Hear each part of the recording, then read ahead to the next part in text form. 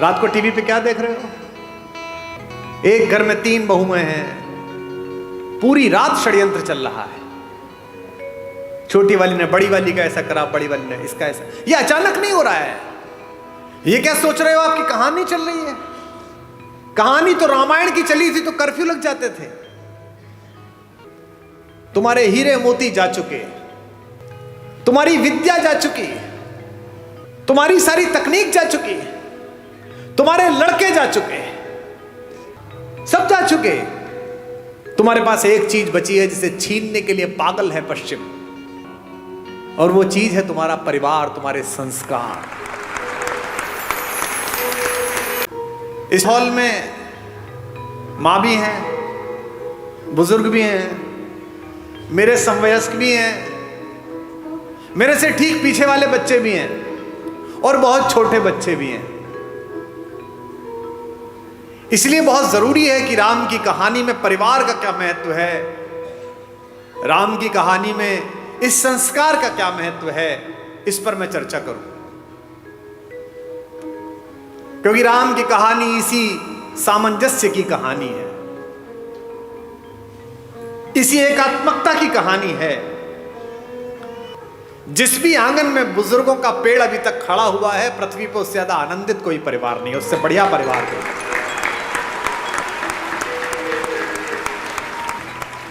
और परिवार को यह जानना जरूर है कि ये परिवार बचेंगे कैसे। परिवार में काम करने वाले लोग, साथ में व्यापार करने वाले लोग, गाड़ी चलाने वाला ड्राइवर, आपका माली, आपका मैनेजर, आपका कैशियर, इन पर भी लगाम रखनी है। क्योंकि अगली पंक्ति पर आप शायद सहमत होंगे तो मैं अपना वाचन, अपनी बात शुरू करूंगा। बहुत आवश्यक है कि इन पर भी लगाम हो, इन पर भी दृष्टि हो। क्योंकि राम की कहानी यही बताती है कि किसी एक महल में एक मंथरा निकल जाए तो कितना दुख पैदा हो सकता है, और किसी घर में एक राम निकल जाए तो कितना सुख पैदा हो सकता है।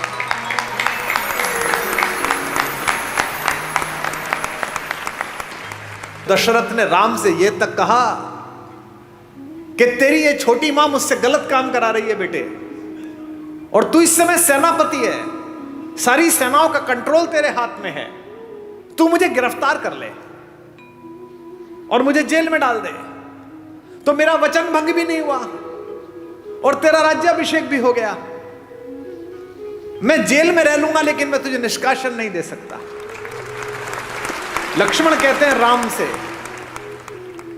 कि ये तीर, ये धनुष कंधे पे लटकाए घूमते हो, घर में अत्याचार हो रहा है, अनाचार हो रहा है, चुप बैठे हुए हो। कह रहे वलकल्ला, वनवास जाऊंगा। मैंने कैसे भाई की पूजा की, कैसे नायक हो। जब तुम कहते हो मेरे बड़े भैया कि मैं अत्याचार सहन नहीं करूंगा, तो अत्याचार तो यही हो रहा है घर में, तो तीर उठाते क्यों नहीं हो। राम ने कितनी अद्भुत बात कही। राम कहते किस पर तीर उठाऊं? इस मां पर, बचपन में जिसका सपना देख के इसके पास आकर सोया हूं, इस पिता पर जिसने सुबह अपने बाल बनाते समय एक सफेद बाल देखा और उस बाल को देखकर गुरु वशिष्ठ के घर गए और कहा कि अब बस मेरा राज्य समाप्त हुआ, राम को दे दीजिए। या इस भरत पर, पाप भी जिसकी सोच की सीमा के बाहर खड़ा होकर प्रणाम करता है कि यहां नहीं जा सकता।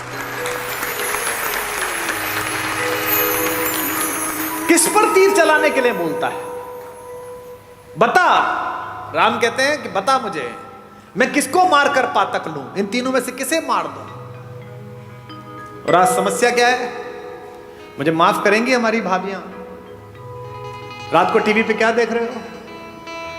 एक घर में 3 बहुएं हैं, पूरी रात षड्यंत्र चल रहा है। छोटी वाली ने बड़ी वाली का ऐसा करा, बड़ी वाली ने इसका ऐसा। ये अचानक नहीं हो रहा है। ये क्या सोच रहे हो? आपकी कहानी चल रही है। कहानी तो रामायण की चली थी तो कर्फ्यू लग जाते थे। तुम्हारे हीरे मोती जा चुके, तुम्हारी विद्या जा चुकी, तुम्हारी सारी तकनीक जा चुकी, तुम्हारे लड़के जा चुके, सब जा चुके। तुम्हारे पास एक चीज बची है जिसे छीनने के लिए पागल है पश्चिम, और वो चीज है तुम्हारा परिवार, तुम्हारे संस्कार। अब इस पर डाका डालने की कोशिश है।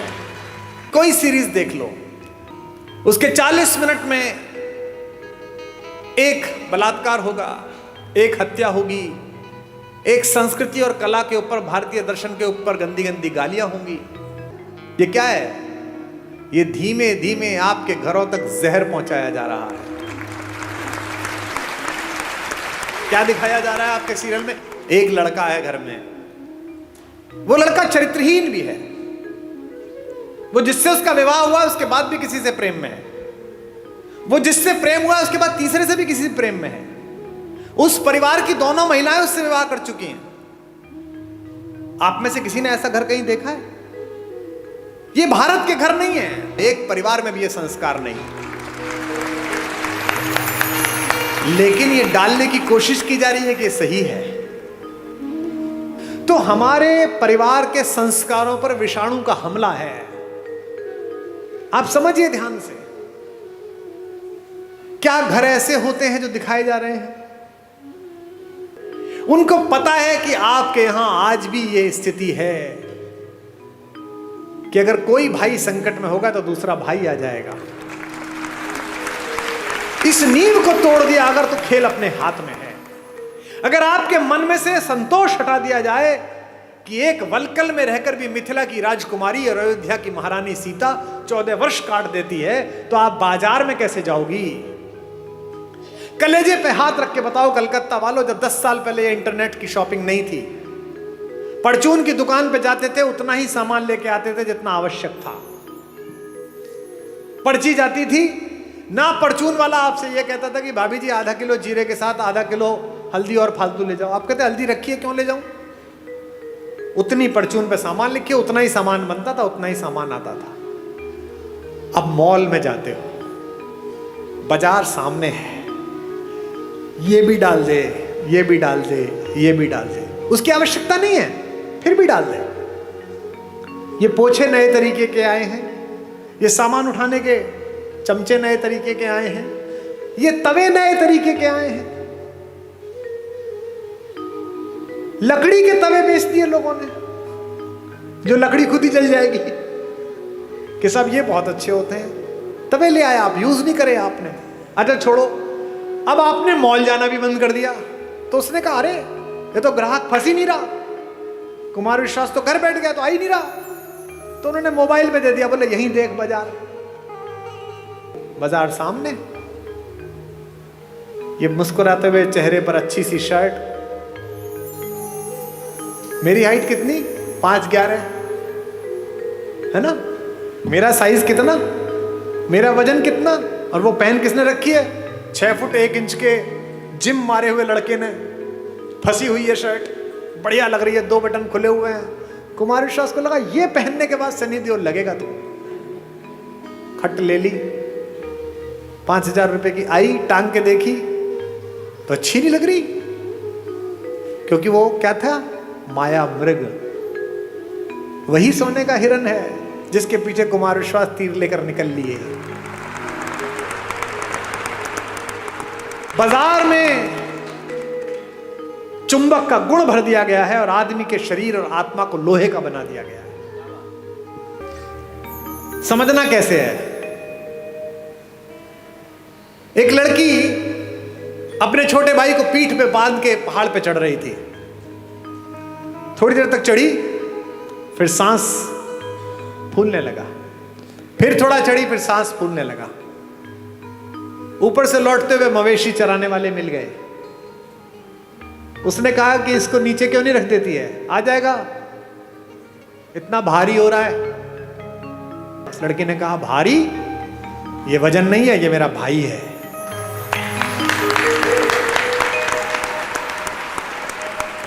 एक व्यापारी सोने की अशर्फियां पीठ पर बांधे हुए पहाड़ पर चढ़ रहा था। उसी पहाड़ पर सोने की अशर्फियां भारी थी, चढ़ने लगा, सांस फूलने लगा, और चढ़ा, सांस फूलने लगा। एक जगह ऐसी आ गई कि या तो इसे फेंकना पड़ेगा या कुछ करना पड़ेगा। ऊपर से वही गडरिया वापस लौट रहे थे। उन्होंने उस सेठ से कहा कि ये जो पीठ पे बांध रखा है, इसे छोड़ क्यों नहीं देता, जान बच जाएगी, ऊपर पहुंच जाएगा। सेठ ने कहा छोड़ कैसे दूं, मेरा भाई थोड़ी है, ये तो पैसे हैं। अब आपको तय करना है कि आपको वो वाली बहन बनना है, वो सेठ वाला भाई बनना है। एक राम है जो जंगल में घूमते हुए सुग्रीव को भी भाई बना लेते हैं, हनुमान को भी कहते हैं तुम मोहि प्रिय ही भरत सम भाई।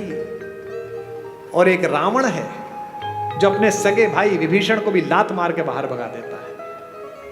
इस कहानी में केवल यही सीखते चलना, इसके पास क्या था, इसके पास क्या था, अपनी तुलना करना, फिर देखना रावण की तरफ खड़े हो कि राम की तरफ खड़े हो। और कितने भी बुद्धिमान हो, कितने भी अकलमंद हो, रावण से अकलमंद नहीं हो सकते।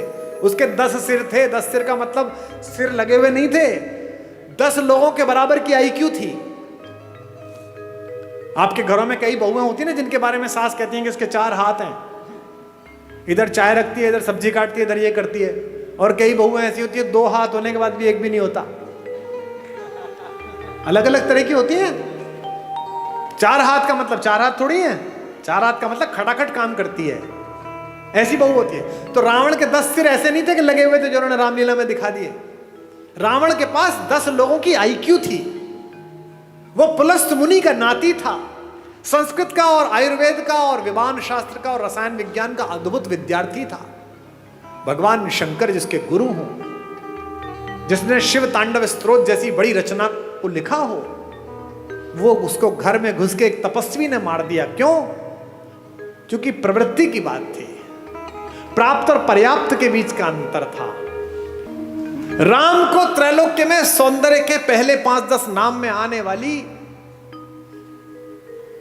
रावण की अनित्य सुंदरी बहन सूपनखा प्रस्ताव देती है कि जंगल है, कौन देखेगा, मुझसे प्रेम कर ले, विवाह कर ले। और ये तो वैसे भी बिना मां बाप के तेरे साथ आई है, तो सब निभा लेगी। राम कहते हैं माता मेरा विवाह हो चुका। लक्ष्मण से कहती है, लक्ष्मण भी यही करते हैं।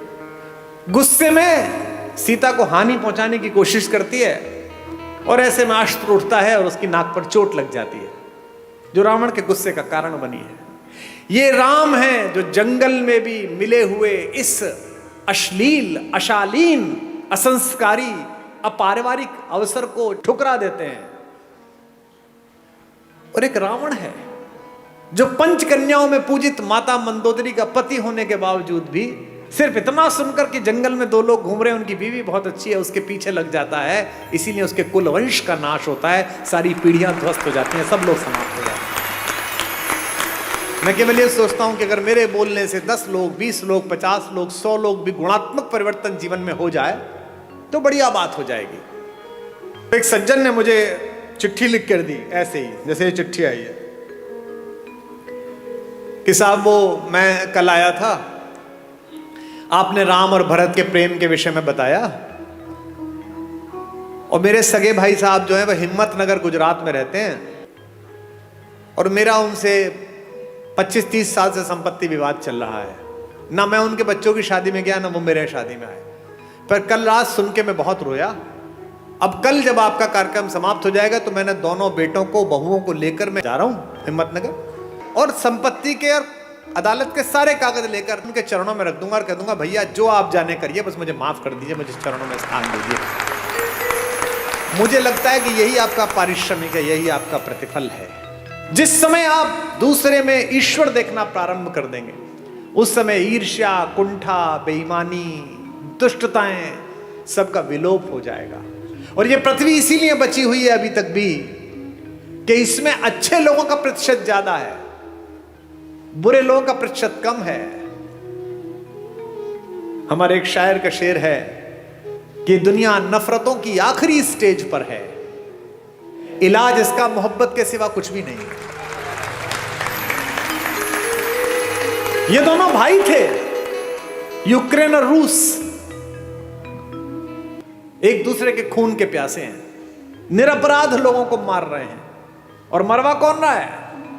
वो बाहर बैठा हुआ एक आदमी, वो यूक्रेन से कह रहा तो चिंता मत करना, हथियार कितने में मिलेंगे तू जारी रख। ऐसे बहुत लोग मिलेंगे आपके परिवार में बाहर खड़े हुए, जो आपके बच्चों को, आपकी बेटियों को, आपके बेटों को आपको सिखाएंगे कि घर में लड़ाई है, जारी रख, मैं तेरे साथ खड़ा हूं। वो अपने साथ खड़े, आपके साथ नहीं खड़े हुए। जो भी व्यक्ति ऐसी बात करता मिले कि चिंता मत करना, मैं तेरे साथ खड़ा हूं, अपने भाई के खिलाफ हो जा, बहन के खिलाफ हो जा, मां के खिलाफ हो जा, समझना कि वो आपके साथ नहीं खड़ा है। तो ध्यान रखना, आपकी पारिवारिक शांति में तब तक सफलता बनी हुई है जब तक बाहर खड़ा हुआ एक आदमी जो आपको बहकाता है, आप उसकी चपेट में नहीं आ रहे। परिवार के बाहर खड़ा हुआ कोई भी आदमी परिवार के किसी व्यक्ति के खिलाफ भड़काए तो समझ लेना मंथरा द्वार तक आ गई है। अब आपको तय करना है कि अयोध्या बचानी है कि नहीं बचानी। क्योंकि जो आपके साथ खड़ा है वो कह रहा है कोई बात नहीं, थोड़ा नुकसान फायदा चलता रहता है। राम से सब छिना लेकिन सब मिला। इसीलिए मैं बार बार अपने सत्र में एक बात कहता हूं, महत्वाकांक्षा खूब रखिए, लालच शून्य रखिए। ये जो आपके पास है इसे जब तक पर्याप्त मानते रहोगे तब तक खुश रहोगे। जिस दिन दूसरे के पास जो है उसको प्राप्त करने की कोशिश करोगे उस दिन कष्ट में आ जाओगे। टेलीविजन पर क्या विज्ञापन आ रहा है? ये दो भाई बहन बैठे हैं, ये एक मामा जी बैठे हैं, एक माता बैठी है। इनमें प्रेम की क्या कमी है भैया? 2 शताब्दी से ज्यादा का प्रेम है दोनों का एक दूसरे से, भैया बहन का। हमको क्या सिखाया जा रहा है? रक्षाबंधन से 5 दिन पहले एक डायमंड की कंपनी आती है, वो कहती है इस रक्षाबंधन बहन को ये हीरा दे दो। हमको क्या सिखाया जा रहा है करवा चौथ पर? ये डायमंड दे दो। यहां तक कि घर में हम कौन सा कुकर खरीदे इस पर भी प्रेम। जो बीवी से करे प्यार वो इस फला कुकर से कैसे करे इनकार?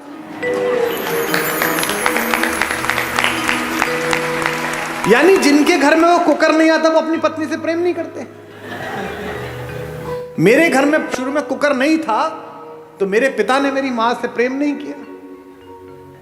कैसी मूर्खतापूर्ण बात है। साधनों से अगर प्रेम होता, अगर साधन प्रेम का प्रतीक होते तो राम पिछड़ जाते, रावण जीत जाता। मुझसे लोग कहते हैं आगरे में एक सफेद रंग की बिल्डिंग दिखाकर के ये प्रेम का प्रतीक है। इसे प्रेम का प्रतीक बताते हो? ये प्रेम का प्रतीक है? अरे प्रेम का सबसे बड़ा प्रतीक तो समुद्र के नीचे इकट्ठे हुए वो पत्थर है जिन पर मेरा राम चल कर गया।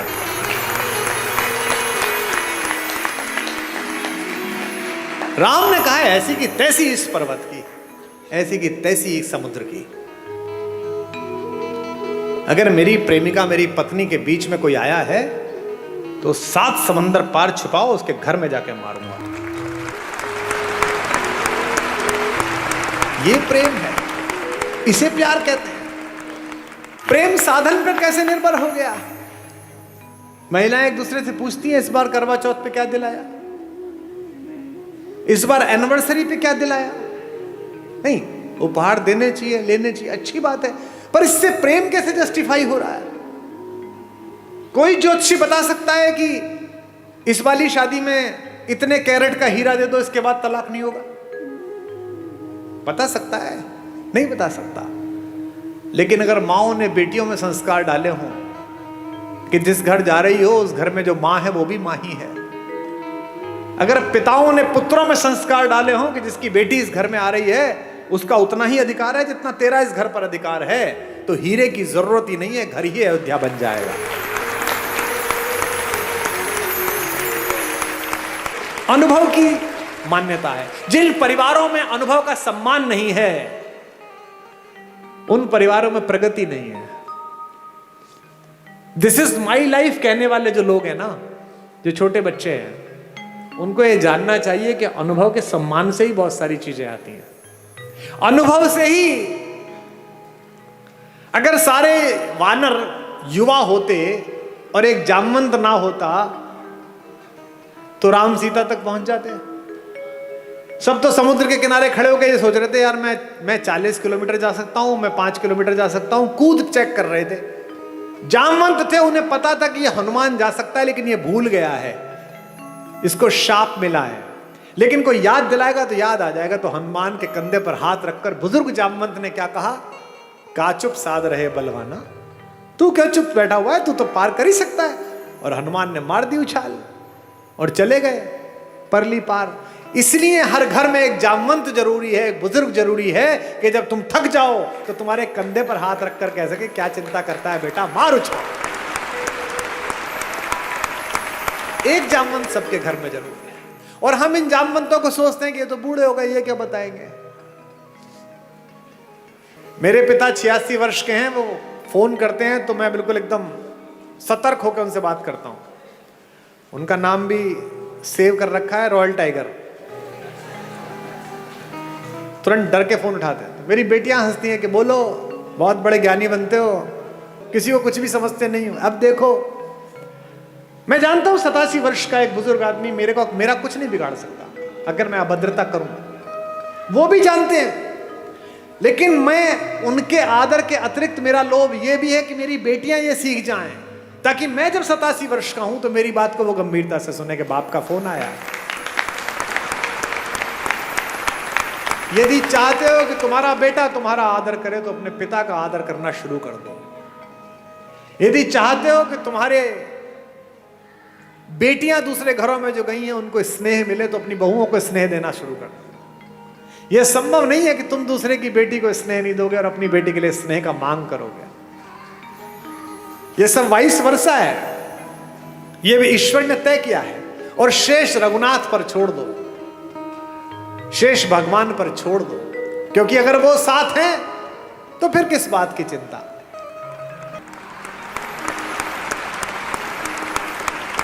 जब विश्वामित्र लेकर गए जनकपुरी में तो धनुष तोड़ दिया।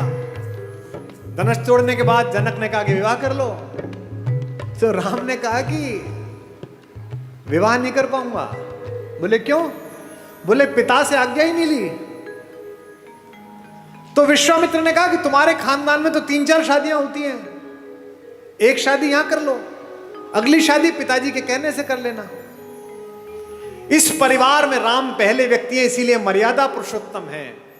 उन्होंने ये मर्यादा दी। और उन्होंने कहा अपने भाई से, लक्ष्मण से, रात्रि में कि लक्ष्मण, मैं विवाह करूंगा तो एक करूंगा, क्योंकि मैं तो था नहीं। लेकिन एक क्षत्र इस अंतःपुर पर, इस रनिवास पर राज करती हुई मेरी मां कौशल्या के सामने जब दूसरी मां आई होंगी तो निश्चित रूप से मां को थोड़ा कष्ट तो हुआ होगा। और इन दोनों माओं के सम्मुख जब तीसरी मां आई होगी तो इन दोनों माओं को कष्ट हुआ होगा। तो आज के बाद से मैं मर्यादा स्थापित करूंगा कि विवाह करूंगा तो एक करूंगा। लक्ष्मण कहते हैं अपना धनुष उनके चरणों में रखकर कि भैया अगर आप ये मर्यादा पालन करते हैं तो मैं भी आज एक प्रण लेता हूं कि चाहे कुछ हो जाए मैं आपके चरणों को छोड़कर कहीं नहीं जाऊंगा, मैं आपकी परछाई की तरह आपके पीछे पीछे चलूंगा। उर्मिला हैं जो पति के साथ नहीं गई हैं, रह गई हैं। मांडवी हैं, रात में जिस दिन भरत लौट आए हैं, पूरा घर लौट के थक के सो रहा है, कौशल्या को नींद नहीं आ रही, क्योंकि जिस बेटे से इतना प्यार करती हैं उसे जंगल में देखकर लौटी है। और जंगल में भी कैसा देखा है, पैर में इतनी इतनी बड़ी बिवाई हैं, जिन केशों से कंधा ढका रहता था, जो जुल्फें उड़ती रहती थी, वो केश लटिया गए हैं। उस जटा को बांध के जूड़ा बना लिया है राम ने। पूरा शरीर टैन हो गया है, जल गया है, चेहरे पर तेजस्विता है, लेकिन क्या है, 24 घंटे कंधे पर धनुष रखना पड़ता है लक्ष्मण को और राम को, तो यहां मूंज के निशान पड़ गए हैं राम के कंधे पर। बेटे को इस सांसारिक कष्ट में देखकर बेचैन है कौशल्या, सो नहीं पा रही हैं, क्योंकि माएं ही हैं जो एक कष्ट पहचान लेती हैं।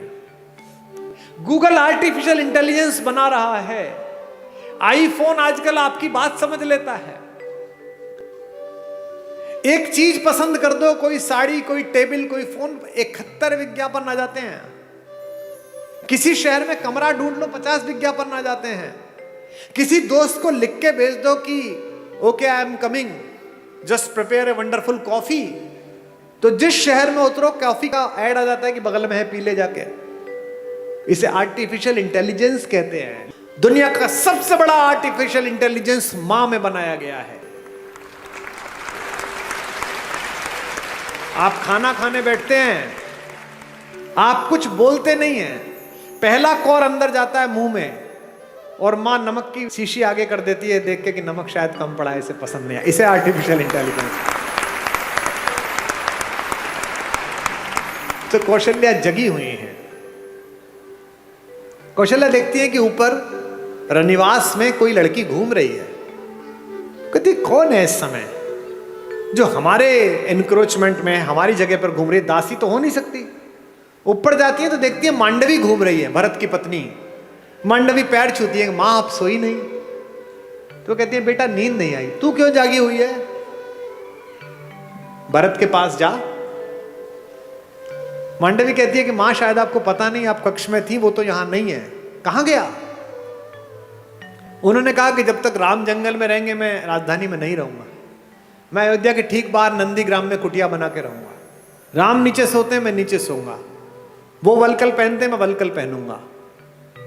वो चप्पल नहीं पहनते, मैं चप्पल नहीं पहनूंगा। वहीं से मैं अयोध्या चलाऊंगा। कहां? तो दिखाती है कि मां वो देखो दूर जो कुटिया बनी हुई है, वो कुटिया बनाई है। तू क्यों नहीं गई बेटा? मांडवी कहती है मां मैंने तो कहा था जंगल में आपको जरूरत पड़ेगी, मैं आपके साथ चलती हूं। देखिए कैसा भरत है। उन्होंने मुझसे कहा कि नहीं, भाभी जंगल चली गई है, तीनों माएं अकेली हैं, ऐसे में बड़ी बहू तू है, तेरा घर पर रहना जरूरी है तीनों माओं की सेवा के लिए। ऐसी मांडवी है, ऐसा भरत। फिर मांडवी से कहती है अच्छा कोई बात नहीं, तू सो जा। बोले नहीं, अभी मां उनकी झोपड़ी में दीपक जल रहा है, यानी वो काम कर रहे हैं। जब तक वो जागेंगे तब तक तो मुझे जागना पड़ेगा। लोग हमसे कहते हैं कि ये वुमेन एम्पावरमेंट के खिलाफ है। तुमसे कभी कोई कहता मिले कि हिंदुस्तान वुमेन एम्पावरमेंट के खिलाफ था तो इन्हें सदा बताना। आज से 1000 साल पुरानी कोई मूर्ति निकाल के ले आओ हिंदू देवी देवताओं की, सब में उनकी पत्नियां उनके बगल में खड़ी हुई हैं। ऐसा कोई देवता नहीं मिलेगा जो अपनी पत्नी के बिना खड़ा। हिंदुस्तान के देवताओं के नाम क्या है? भारत के देवताओं के क्या नाम है? सीता राम। कभी सुना राम सीता? आपने कभी सुना राम सीता का मंदिर है?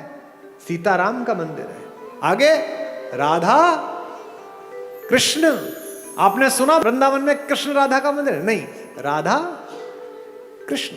हमारे सारे देवी देवताओं में पहले पत्नी का नाम है नमः पार्वती पतये। पार्वती पति को प्रणाम है। हमारे यहां पहले देवियों के स्थान है, बाद में देवता आते हैं। दुनिया की पहली जज भारत की महिला हुई। जब आद्य शंकराचार्य ने आचार्य मंडन मिश्र के साथ शास्त्रार्थ किया तो यह तय हुआ कि एक जज बिठाया जाए। जज कौन बैठे? तो मंडन मिश्र की पत्नी देवी भारती बैठी, जो कहते हैं वुमेन एम्पावरमेंट। और ये जो घूंघट है ये भी भारत में नहीं था। ये तो जब इन्वेजन आया तब उन आतंकवादियों से बचाने के लिए कहा गया महिलाएं घूंघट कर लें ताकि ये लूटमार ना कर पाए ज्यादा। आपने आज तक भी पार्वती जी, सीता जी कभी आपने घूंघट में देखी? 1000 साल 1500 साल पुरानी मूर्तियां ले आओ, सामान्य रूप से एक साड़ी पहन रखी है, कंचुकी पहन रखा है, नीचे पहन रखा है और आभूषण पहन रखे और हमारी माता तैयार है। दुनिया की सबसे शक्तिशाली महिला अवधारणा हमारे यहां। रावण अपने महल में आकर बहुत रोता है, जोर जोर से रोता है। मंदोदरी ने पूछा कि क्यों रोते हो? अब तो उठा लाए उसे। बोले उठाकर भी बेकार, वो मुझसे प्रेम की दृष्टि ही नहीं डालती मुझे। पत्नियां कैसी भी हो पति का दुख नहीं सह पाती। और मंदोदरी तो पंचकन्याओं में से एक पूजित है हमारी माता। माता मंदोदरी ने कहा कि अच्छा बात तो दुष्टतापूर्ण है, पर तुम्हें कष्ट ना हो इसके लिए तुम्हें एक सलाह दे रही हूं। तुम तो मायावी हो, एक काम करो, कल राम का रूप बना के उसके सामने जाना, वो राम समझ के तुम्हें प्रेम कर लेगी। इस पर रावण और फूट फूट कर रोने लगा। उसने कहा अब क्या हुआ?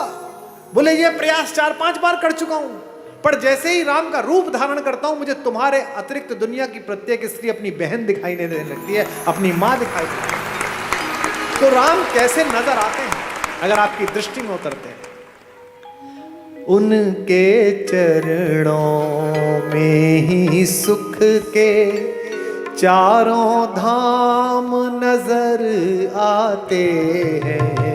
उनके चरणों में ही सुख के चारों धाम नजर आते हैं। भावनाओं के और भक्ति के सब आयाम नजर आते हैं।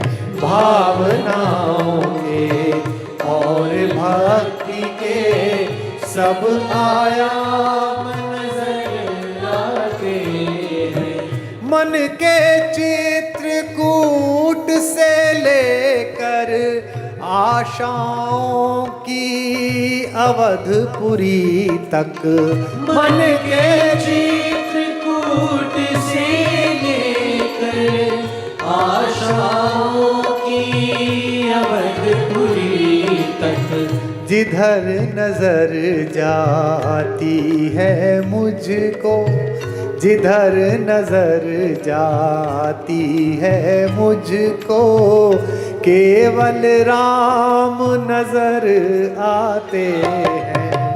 जिधर नजर जाती है मुझको, केवल राम नजर आते हैं। तुझ में राम नजर आते हैं, तुझ में राम नजर आते हैं, तुझ में राम नजर आते हैं, तुझ में राम नजर आते हैं। अच्छा, ये बच्चियां बैठी हैं, इनकी जब शादी होती है तो एंगेजमेंट रिंग कितनी महंगी बनती है। सीता की एंगेजमेंट रिंग कितनी महंगी होगी, लेकिन जब केवट के सामने भगवान राम बिना पैसे के खड़े हो गए कि उतराई देने के लिए कुछ नहीं है, और केवट ने कहा ऐसे तो जाने नहीं दूंगा, पैसे दो, उतराई तो देनी पड़ेगी, तो पति का अपमान ना हो जाए, पति यहां संकट में ना लगे, सीता ने चुपचाप अपनी अंगूठी उतारी और राम के हाथ में दे दी कि ये दे दो। गोस्वामी जी ने लिखा, पियसिय की ही जानन हारी, मुदित मगन मणि मुद्री उतारी, मणि उतार कर दे दी। ये सीता है, ये सीता सिखाई गई थी, ये सीता घर घर में सिखाई गई थी, इसीलिए हमारी माएं, हमारी नानियां, हमारी दादियां कम में काम चला लेती थी। आज क्या हो गया, कम हो गया तो झगड़ा हो गया, पति की नौकरी 4 साल नहीं लगी तो तलाक हो गया, पत्नी की नौकरी छूट गई तो झगड़ा हो गया। इसका मतलब क्या है, सुख साधन पर केंद्रित कर दिया। और यहां बैठे हुए धनी लोगों, सुख साधन में है ही नहीं। तुम्हारे ऑफिस में जो 15,000 रुपए में बाहर खड़े होकर सफाई करता है लड़का, जो तुम्हारी गाड़ी पर पोछा मारता है, किसी दिन कलकत्ता में आसमान में हल्की बारिश होती है, साइकिल से वापस जाता हुआ बाजार से पाव भर बेसन खरीदता है, पाव भर प्याज खरीदता है, आलू खरीदता है, एक छोटी सी बोतल में 200 मिलीलीटर तेल सरसों का लेता है, और पत्नी से कहता है मौसम बहुत अच्छा रहा, पकौड़े बना ले। वो स्टोव पे पकौड़े बनाती है, दोनों बाहर बैठकर खाते हैं, और शाम को सोते हुए कहता है यार क्या शाम बीती है, भगवान का धन्यवाद, क्या अच्छा मौसम है, क्या बढ़िया हो। और तुम पेरिस जाकर भी सुखी नहीं हो, तुम लंदन की ऑक्सफोर्ड स्ट्रीट पे शॉपिंग करते हुए खुश नहीं हो, क्योंकि तुम डेपुटेशन पे दुख को भेज रहे हो।